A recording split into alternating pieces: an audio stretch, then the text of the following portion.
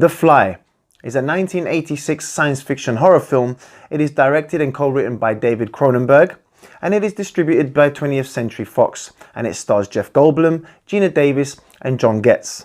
The film is loosely based on a 1957 short story of the same name and also the 1958 classic film. The Fly tells the story of an eccentric scientist who, after one of his experiments goes horribly wrong, slowly starts turning into a grotesque human fly.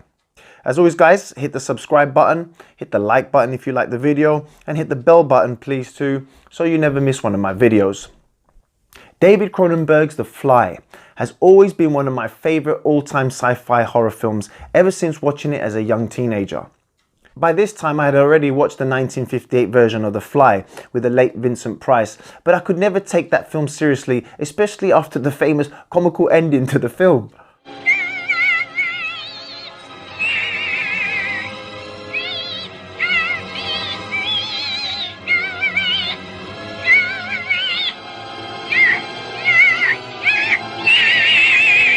After having just seen that clip, I can tell you for sure that David Cronenberg's version of The Fly is a masterful remake and makes the original one look like a Saturday morning cartoon. Let's start out with the story, which sees scientist Seth Brundle, played by the brilliant and very charismatic Jeff Goldblum, as he completes his teleportation device and decides to test its abilities on himself. While getting ready for the teleportation, a housefly suddenly slips in during the process, leading to Brundle becoming merged with the insect. At first, Brundle appears to have undergone a successful teleportation and feels great, but the fly cells quickly begin to take over his body.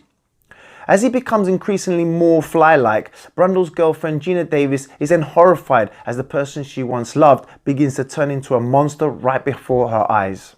This movie has some of the most amazing effects, taking into consideration that this film is from 1986.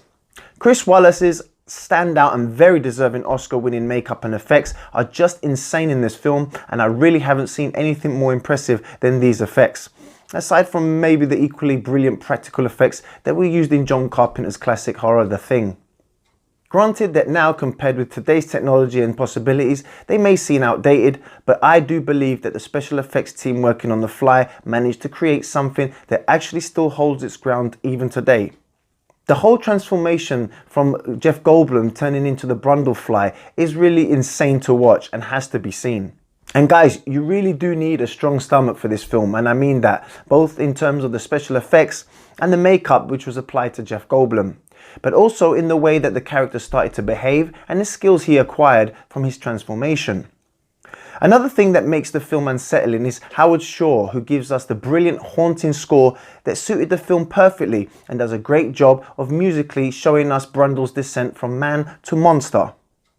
Another highlight is how well developed the three main characters are in the film. They are always developing throughout the whole film's 3 acts, and each adds more layers to them, making for a very solid film character-wise. And just some trivia here for you guys, David Cronenberg actually had a cameo in the film and plays a gynecologist, which I only found out while doing my research for this review. Then there are some outstanding performances in this movie. First off, it's of course Jeff Goldblum, who steals the show with his enigmatic performance as Seth Brundle. Apart from a very small role as a thug in Michael Winner's Death Wish, this was the very first movie I saw him in, especially as the main lead. His mannerisms, the behaviour and that twitchy style he has is just perfect for this particular role. Jeff Goldblum is absolutely phenomenal in this movie and mesmerising, and delivers great dialogue, and once he's barely recognisable as the Fly, he still breaks through all the makeup and you can still feel the human inside. I can't believe he didn't win an Oscar or even get nominated for this, as this is easily, for me, his best performance to date. Gina Davis also shines in the movie as Brundle's girlfriend Veronica, whose character arc and development of her romance with Brundle is acted out very well and becomes so tragic and sad in the 3rd act of the film. Davis really does sell the scene for me every time she has to go back and visit Brundle, as he's transforming more and more into this grotesque monster. So Jeff and Gina are really convincing in their roles, and so is John Getz, who plays Veronica's magazine boss. Stathis to me comes across as some sexually depraved weak link in the film in the 1st act. Fortunately, Stathis finally becomes a strongly developed character that changed a great deal in the 3rd act, hence the role actually working out in the end. I was really overwhelmed by different feelings of pity, fear, disgust, and so many others in the course of this movie's 90 so minutes runtime. The only bad point I can think of is, and I'm scraping the barrel here, is that I found the ending a bit predictable and I saw it coming from a mile away. But hey, you know, no film's perfect. The film actually even got a sequel, The Fly 2, which was actually directed by Chris Wallace, who'd done the makeup for the first film. And it focused on Brundle and Veronica's son Martin, but neither Goldblum or Gina Davis returned for their roles, and the film was nowhere near as good as the first one, and trust me, I've seen them both. Regardless, there is just something timeless about the story of The Fly, and it is just one of those movies that I can always watch over and over again. The ending is stunning and will leave first-time viewers in shock, I guarantee. In fact, by the end of the movie, it will have you emotionally worn out. The Fly really is a legendary sci-fi horror classic, and it is an outstanding movie with great acting and gobsmacking makeup and effects that you just have to see.